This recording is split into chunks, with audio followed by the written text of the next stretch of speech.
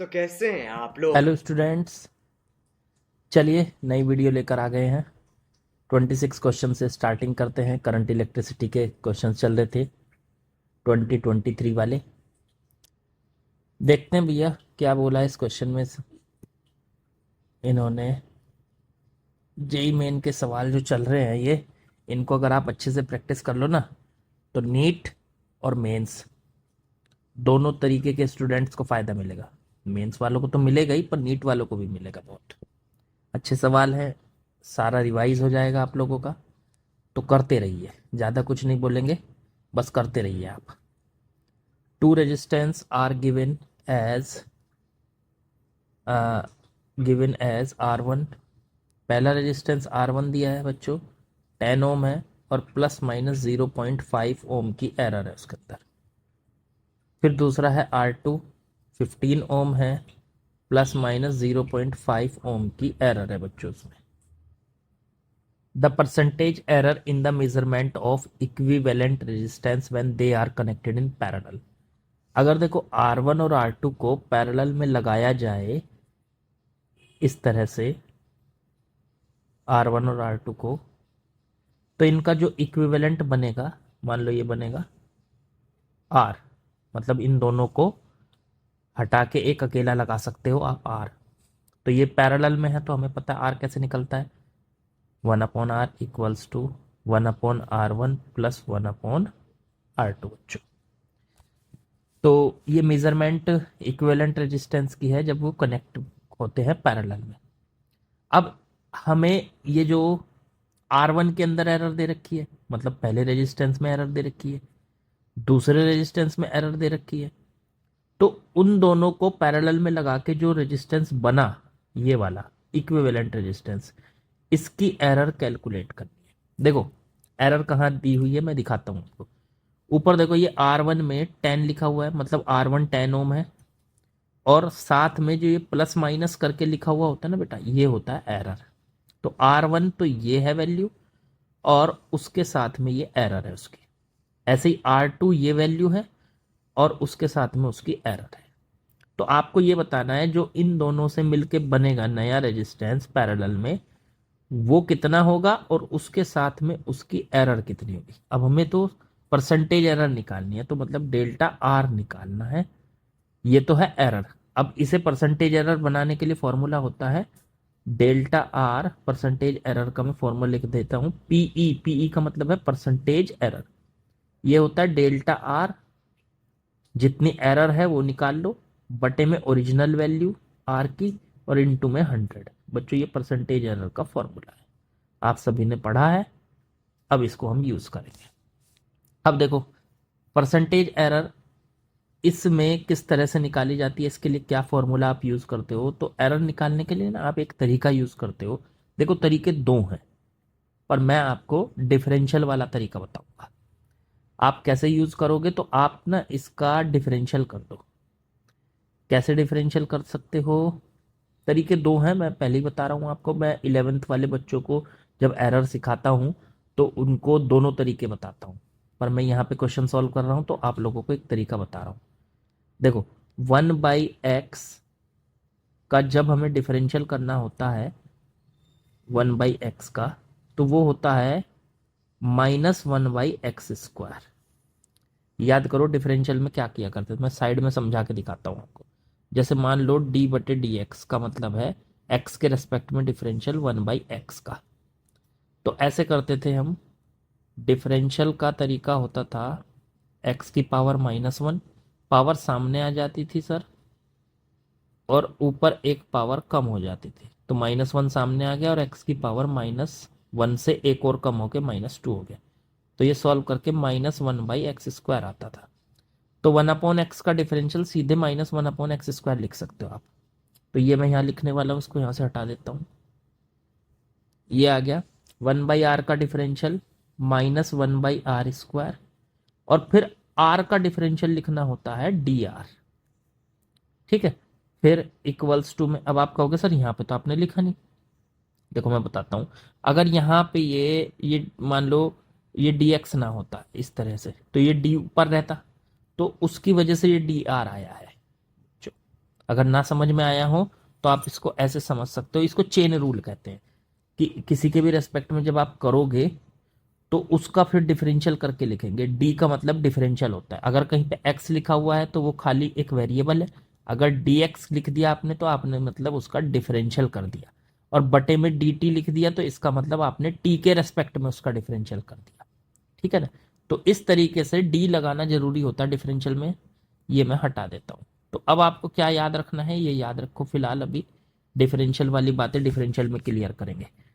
1 by अगर are है तो पहले 1 बाई आर का माइनस 1 बाई आर स्क्वायर, और फिर आर का करेंगे तो डी आर। डी आर को डेल्टा आर भी लिख सकते हैं, बाद में लिखेंगे। चलो ऐसे ही फिर इधर 1 बाई आर वन का माइनस 1 बाई आर वन का स्क्वायर, और फिर आर वन का करेंगे तो डी आर वन। फिर आर टू का करेंगे तो माइनस 1 बाई आर टू का स्क्वायर, और फिर डी आर टू। अब देखो ये जहां पे डी आर लिखा होता है ना, ये आर के अंदर छोटा सा चेंज या इसको डिफरेंशियल कहते हैं। इसको हम डेल्टा आर भी लिख सकते हैं। ठीक है, तो मैं यहाँ डेल्टा आर लिखने जा रहा हूँ, माइनस का डेल्टा आर बटे आर स्क्वायर। माइनस तो कॉमन लेके काट दो, देखो यहाँ से माइनस कॉमन लेके कट जाएगा, तो इसको मैं हटा देता हूँ यहाँ से। ये बचा यहाँ से डी आर वन को मैं लिख देता हूँ बच्चों डेल्टा आर वन, और बटे में आर वन का स्क्वायर। फिर डी आर टू को डेल्टा आर टू बटे में आर टू का स्क्वायर। देखो ये रिलेशन आ गया बच्चों आपको। अब हमें निकालना क्या था, परसेंटेज एरर का फॉर्मूला ये था, ये डेल्टा आर बटे आर इंटू 100। अब यहाँ तो सर डेल्टा आर बटे आर स्क्वायर है, तो कोई बात नहीं, डेल्टा आर बटे आर कर लो, एक आर को इधर मल्टीप्लाई कर दो इधर। ठीक है, तो एक आर उधर लेके चले गए, तो डेल्टा आर वन बटे आर वन का square plus delta R two बटे आर टू का स्क्वायर, और फिर इनटू में आर। ये आ जाएगा बच्चों। अब ये आर कहाँ से आएगा, तो इस फॉर्मूले से आर को कैलकुलेट कर सकते हो आप। 1 by R equals to 1 by R one plus 1 by R two. 1 by R equals to 1 by R one की वैल्यू क्या थी, देखो यहाँ पे 10, प्लस 1 बाई आर टू की वैल्यू 15। दोनों का एलसीएम ले लो तो 30 आ गया। इससे डिवाइड करो 3, इससे डिवाइड करो 2, तो 5/30। इससे काटेंगे तो ये आ जाएगा 1/6। 1 बाई आर इक्वल्स टू, तो आर इक्वल्स टू आ गया बच्चों 6। उसको उल्टा कर दो, 1 बाई आर 1/6, तो आर इक्वल्स टू 6 आ गया बच्चों। अब यहाँ पे हम क्या करने वाले हैं, परसेंटेज एरर निकालनी है। डेल्टा आर बटे आर आ चुका है हमारे पास, देखो यहाँ साइड में। इसमें 100 से मल्टीप्लाई कर लो तो ये बन जाएगा डेल्टा आर बटे आर इंटू में 100। तो दूसरी साइड में भी 100 से मल्टीप्लाई करनी पड़ेगी, तो डेल्टा आर वन बटे आर वन का square plus delta R two बटे आर टू का स्क्वायर, और इंटू में आर इंटू में 100। ये देखो ये बच्चों ये बन गई पूरी टर्म परसेंटेज एरर, जो हमें निकालनी थी किसके अंदर, आर के अंदर। चलो इसे सॉल्व कर लेते हैं। डेल्टा आर वन क्या है, आर वन की एरर को डेल्टा आर वन कहेंगे। देखो ये ऊपर देखो यहाँ डेल्टा आर वन की एरर को, तो ये हो गई सर 0.5, और आर वन हो गया 10 का स्क्वायर, प्लस ऐसे ही डेल्टा आर टू की एरर ये रही 0.5, और बटे में आर टू मतलब 15 का स्क्वायर, और इंटू में आर की वैल्यू है 6, और इंटू में 100। चलो बच्चों अब यहाँ से सॉल्व कर लेते हैं इसको। ये बन गया अब आपका 6 के अंदर मल्टीप्लाई करो 0.5 के अंदर, तो ये बन गया 3.5 इंटू 6, 3/10 का स्क्वायर 100, प्लस ऐसे 6 के अंदर भी मल्टीप्लाई, तो ये भी आपका 3 हो गया। 100 की भी कर दो तो ये 300 हो गया, और ये 3 इंटू ये भी 300 हो गया, और बटे में 15 का स्क्वायर, तो 15 इंटू 15 लिख दो इसको। चलो ये 2 0 से 2 0 गई, ये बचा 3, प्लस 15 से इसको काटा 20/15 हो गया, तो 5 से काट लो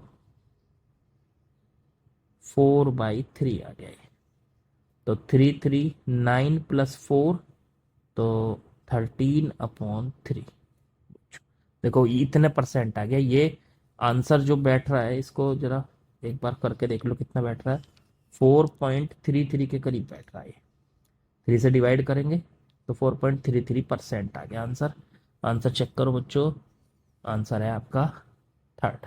ठीक है, इसको हम एक और मेथड से कर सकते थे, मैं 11th वाले बच्चों को बताता हूँ वो मेथड भी, जब उनको प्रूफ कराया जाता है कि ये फॉर्मूले आखिरकार कैसे बने, किसी में भी एरर कैसे निकालते हैं, उसके लिए फॉर्मूले कैसे बनते हैं। ठीक है, लेकिन आपको यहाँ पे ये डिफरेंशियल से याद रखना है। डिफरेंशियल को थोड़ा सा अपना मजबूत करो, क्योंकि डिफरेंशियल बहुत जगह काम आता है। ठीक है, आप कहोगे तो डिफरेंशियल पे अलग अलग वीडियोस बना देंगे। चलो ठीक है, आगे बढ़ते हैं। चलिए बच्चों नेक्स्ट क्वेश्चन पे आते हैं। Question number 27। इस क्वेश्चन में दिया हुआ है the resistivity of semiconductor varies with temperature. तो भाई सेमीकंडक्टर की जो रेजिस्टिविटी होती है वो टेम्परेचर के साथ डिपेंड करती है।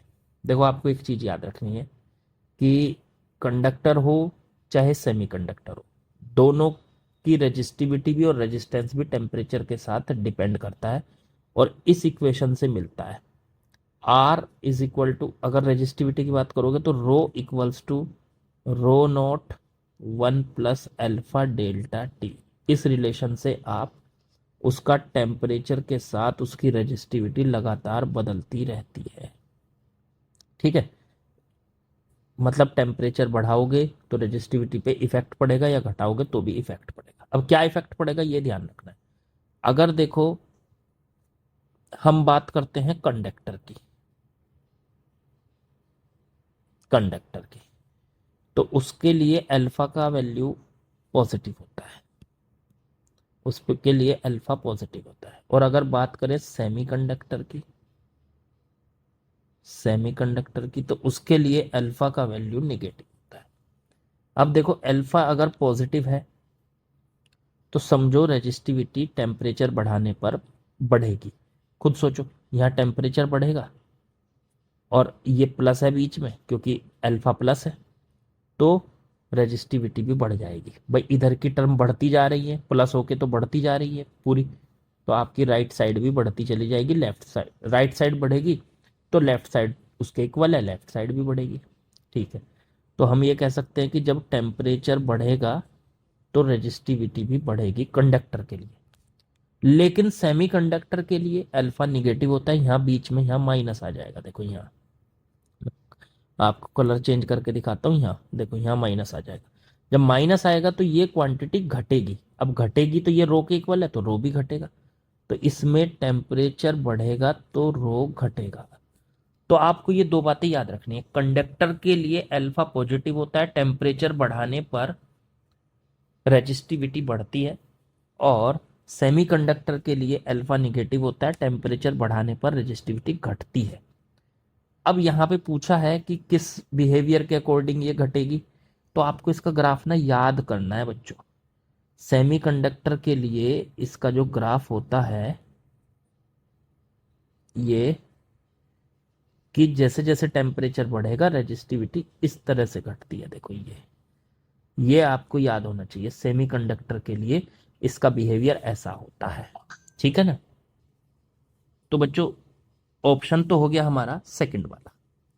लेकिन सर कंडक्टर के लिए क्या होती है, कोई क्वेश्चन आगे आ जाए कंडक्टर के लिए भी तो हमें उसके लिए भी ग्राफ याद रखना है। कंडक्टर के लिए रेजिस्टिविटी बच्चों बढ़ती है टेम्परेचर के साथ, और इस टाइप का उसका ग्राफ होता है, इस टाइप से बढ़ती है। ठीक है, तो इधर रेजिस्टिविटी इधर टेम्परेचर, ऐसे इधर रेजिस्टिविटी इधर टेम्परेचर।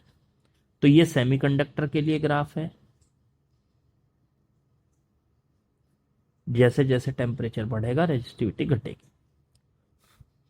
और ये कंडक्टर के लिए ग्राफ है बच्चों।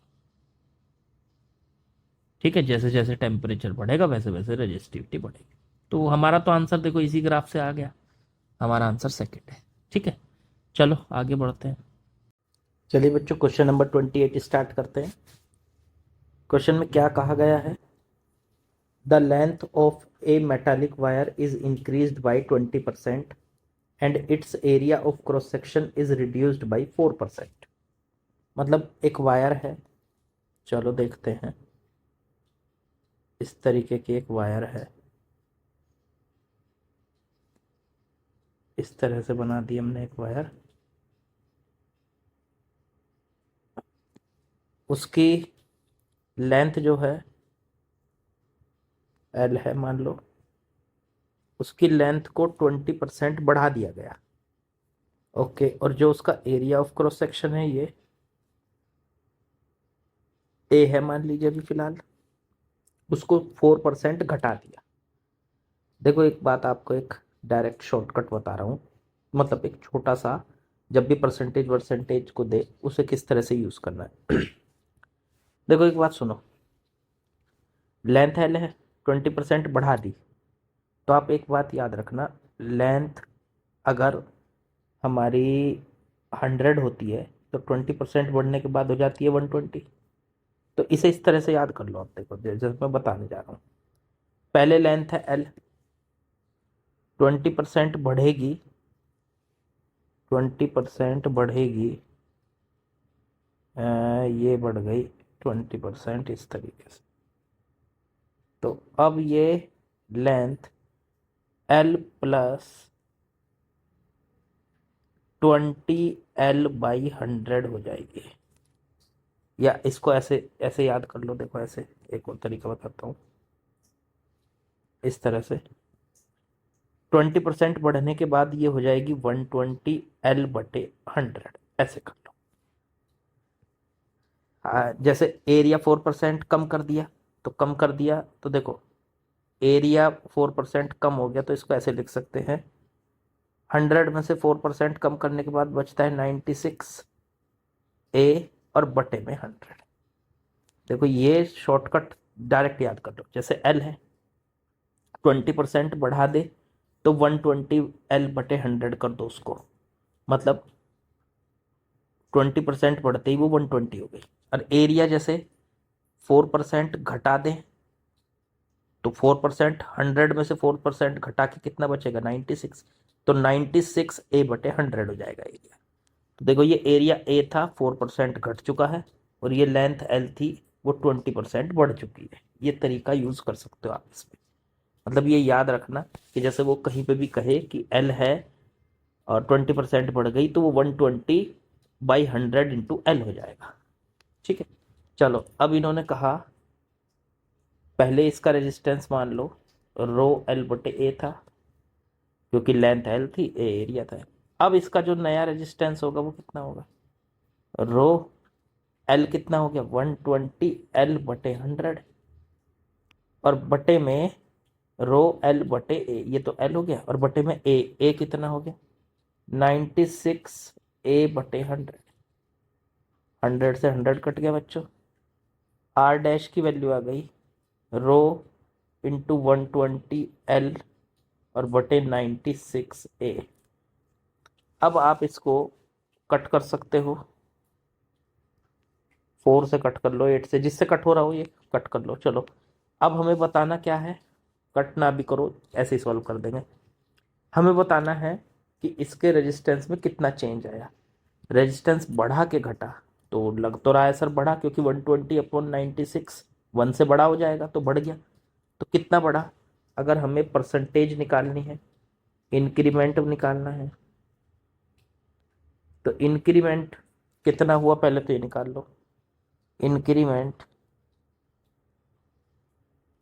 आर डैश हो गया, पहले था आर, तो आर डैश में से आर को माइनस कर दो, जितना बढ़ा वो निकालना चाहता हूं मैं। तो अभी फिलहाल आर की वैल्यू है आर डैश, और पहले थी आर, तो कितना बढ़ गया वो निकाल लेंगे।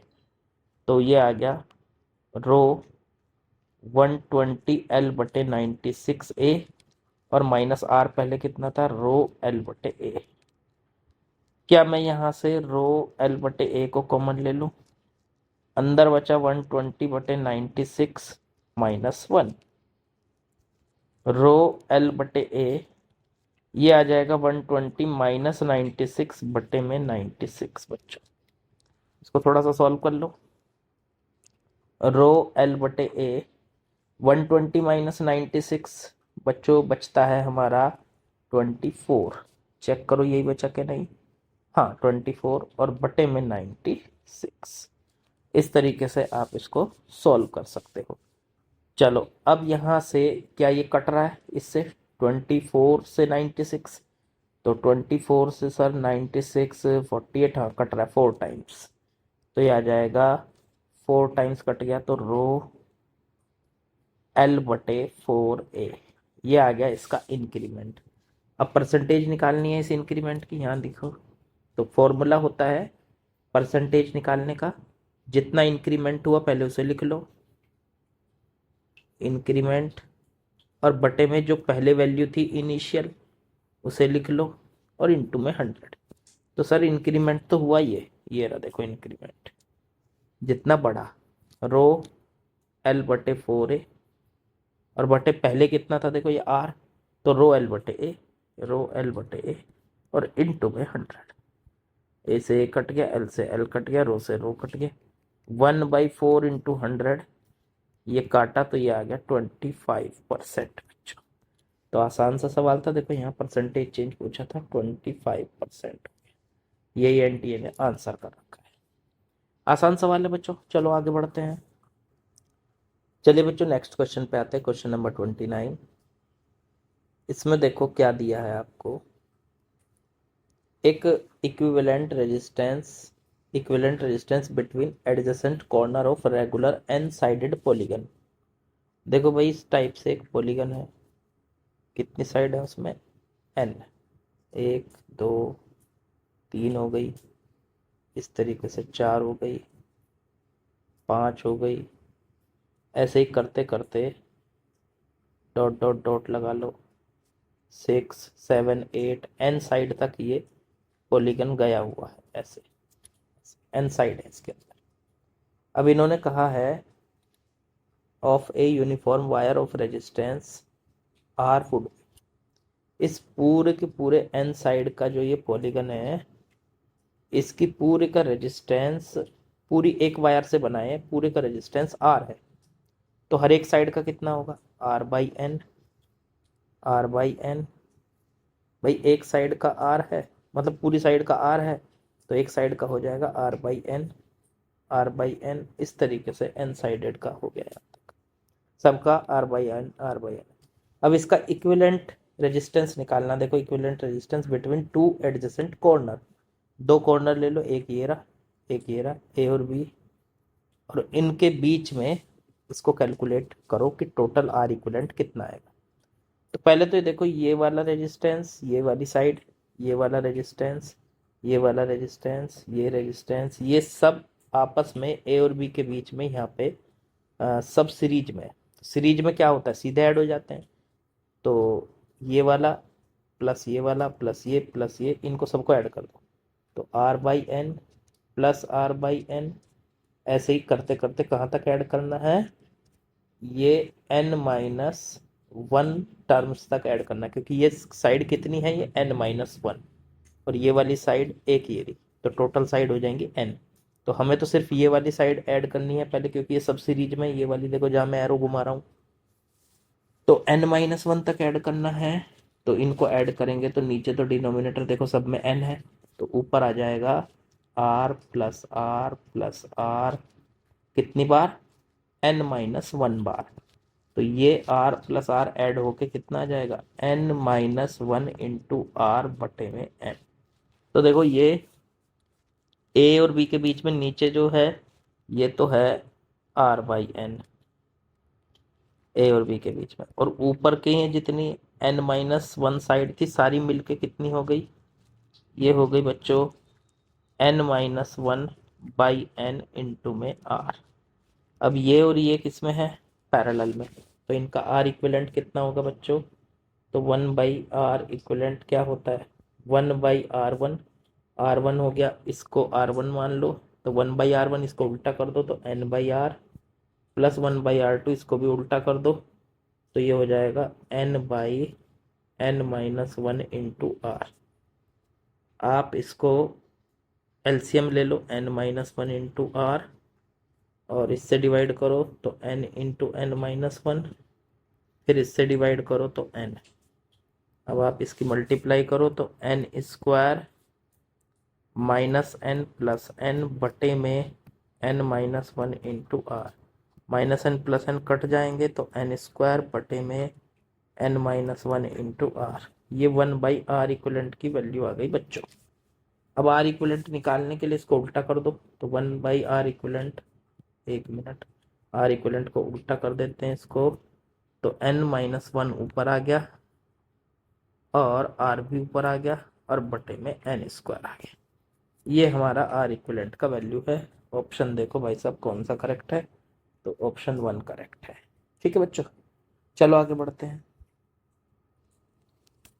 चलिए बच्चों क्वेश्चन नंबर 30 पे आते हैं। क्वेश्चन नंबर 30 का सॉल्यूशन लिखते हैं।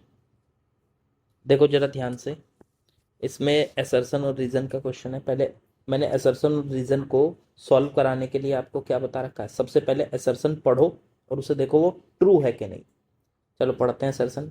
इन्होंने बोला for measuring the potential difference across A resistance of 600 ओम, 600 ओम का रेजिस्टेंस है और उसके अक्रॉस हमने वोल्ट मीटर लगाया पोटेंशियल को मेजर करने के लिए। आपको पता है वोल्ट मीटर को हमेशा किस में लगाते हैं, पैरेलल में लगाते हैं। ठीक है, अब देखो इन्होंने कहा the volt meter with resistance 1000 ohm will be preferred over volt meter with 4000 volt. इन्होंने कहा कि एक वोल्ट मीटर तो ऐसा है जिसपे 1000 ओम का रेजिस्टेंस है, मतलब वोल्ट मीटर का रेजिस्टेंस 1000 ओम है, और दूसरा वोल्ट मीटर, ये तो V1 कह दो, और दूसरा वोल्ट मीटर अगर लगाएं हम यहाँ पे 600 ओम के अक्रॉस, तो दूसरा वोल्ट मीटर ऐसा है V2 जिसका 4000 ओम रेजिस्टेंस है। अब सोचो हमारे लिए कौन सा अच्छा है। आपको पता होना चाहिए एक आइडियल वोल्ट मीटर जो होता है बच्चों, आइडियल वोल्ट मीटर, उसका जो रेजिस्टेंस होता है RV वो इन्फिनिटी होता है, मतलब ज़्यादा। तो इन दोनों में से जो ज़्यादा है वो हमारे लिए बेटर होगा, 4000 वाला बेटर होगा, ऑब्वियस सी बात है। लेकिन इन्होंने क्या बोला कि volt meter with resistance 1000 will be preferred over 4000, मतलब 1000 लेना सही रहेगा, जबकि ऐसा तो है नहीं। हमें पता है कि हमारे लिए तो 4000 लेना सही रहेगा, क्योंकि उसका रेजिस्टेंस ज़्यादा है और वोल्ट मीटर जिसका रेजिस्टेंस ज़्यादा होता है वो उतना एक्यूरेट रिजल्ट देता है, क्योंकि वोल्ट मीटर का रेजिस्टेंस इन्फिनिटी होना चाहिए एक करेक्ट रिजल्ट के लिए। तो हमारे हिसाब से तो 4000 लेना सही रहेगा, लेकिन ये कह रहे हैं कि नहीं 1000 लेना सही रहेगा, तो इसलिए असर्शन क्या हो गया, रॉन्ग, असर्शन हो गया इनकरेक्ट। आगे बढ़ो, आगे रीजन क्या दिया इन्होंने, वोल्ट मीटर विद, रीजन में भी पहले सबसे पहले रीजन को ये देखते हैं कि वो ट्रू है कि नहीं। अब इन्होंने क्या बोला देखो, voltmeter with higher resistance will draw smaller current, voltmeter जिसका रेजिस्टेंस ज़्यादा होगा उसमें करंट कम जाएगा, सीधी सी बात है। देखो जैसे ये दो केस लिए थे हमने V1 और V2, जो 4000 वाला वोल्ट मीटर है उसमें करंट कम जाएगा क्योंकि रेजिस्टेंस ज़्यादा होने पर करंट कम जाता है, तो इसमें करंट जो जाएगा I वो कम जाएगा, स्मॉल जाएगा। और ये जो वोल्ट मीटर है दूसरा 1000 है, इसमें जो करंट जाएगा I वो लार्ज जाएगा, बड़ा जाएगा इसके अंदर। तो रीजन तो हमारा करेक्ट है, रीजन तो हमारा करेक्ट है और असर्शन हमारा रॉन्ग है। तो अब यहां से हम किसको सेलेक्ट करेंगे, ऑप्शन 1 को। A is not correct, assertion wrong, but R is correct, but reason is correct. तो रीजन करेक्ट है, असर्शन रॉन्ग है। ठीक है बच्चों, तो आसान सवाल थे आज जो हमने किए हैं, लेकिन सारे सवाल आपको बहुत अच्छे से हेल्प करेंगे आपको रिवीजन करने में। क्वेश्चंस को लगाइए और पहले अपने आप से कोशिश कीजिए, तब वीडियो को आगे बढ़ाइए। अगर मेरी स्पीड आपको थोड़ा धीमे लगे तो आप उसकी स्पीड बढ़ा के देख सकते हैं वीडियो की, ये आपके अपनी सुविधा के हिसाब से आप उसको कर सकते हैं। लेकिन मैं ये कहूँगा कि अगर आपको एक अच्छी प्रैक्टिस चाहिए तो डेली का डेली क्वेश्चन लगाते रहिए, एक आपके लिए रूटीन फॉलो होगा, रूटीन बनेगा। ठीक है, चलो बच्चों बाद में मिलते हैं, ओके। अब तुम लोग गलती से अगर नए हो तो सब्सक्राइब करो, वो जो लाल वाला बटन है उस पर अपने जीजा जी फेंक के मारो या फूफा जी, मुझे नहीं पता, बस क्लिक हो जाना चाहिए।